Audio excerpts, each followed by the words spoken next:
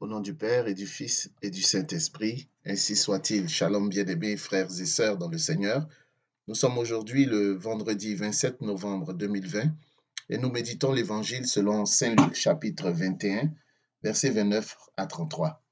Les textes de ce jour parlent de la permanence des paroles de Dieu.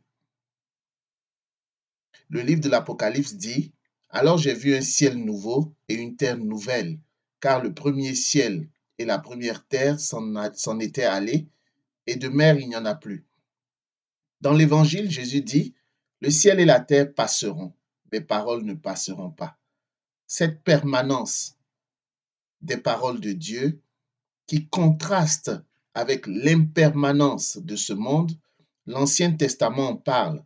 Par exemple, en Isaïe 48, il est écrit: « L'herbe sèche, la fleur tombe, mais la parole de notre Dieu subsiste éternellement. » En Isaïe 51, 6, « Levez les yeux vers le ciel, regardez en bas vers la terre. Les cieux se dissiperont comme la fumée, la terre s'usera comme un vêtement et ses habitants tomberont comme des mouches. Mais mon salut est pour toujours, ma justice ne sera jamais abattue. » Et enfin, dans le psaume 102, versets 25 à 27, il est écrit: « Et j'ai dit, mon Dieu, ne me prends pas au milieu de mes jours. Tes années recouvrent tous les temps. Autrefois, tu as fondé la terre, le ciel est l'ouvrage de tes mains. Il passe, mais toi, tu demeures. Ils s'usent comme un habit, l'un et l'autre. Tu les remplaces comme un vêtement. » Les disciples que nous sommes, bien-aimés frères et sœurs dans le Seigneur, devons nous tenir prêts en tout temps, en tenue de service. Tout passe. Même notre corps nous le montre que tout passe. La vieillesse nous montre, nous confirme que tout passe. Et c'est pourquoi nous devons nous tenir prêts. Tout est illusion, sauf la parole de Dieu. Bien-aimés frères et sœurs, tout passe. Tout passe.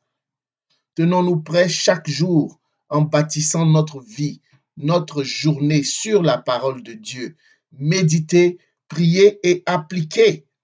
Le bourgeonnement des arbres n'est pas encore l'été, mais promesse de l'été, selon Daniel Marguerat et Emmanuel Steffek dans le Nouveau Testament commenté. Le Seigneur nous fait la promesse ici dans cet évangile que nous vivrons avec lui dans la ville sainte, la Jérusalem nouvelle. Jean déclare dans la première lecture qui est tirée du livre de l'Apocalypse: « Je l'ai vu, j'ai vu la ville sainte, la Jérusalem nouvelle. Je l'ai vue qui descendait du ciel d'auprès de Dieu, prête pour les noces, comme une épouse parée pour son mari. » Bien-aimés frères et sœurs, la nouvelle est bonne.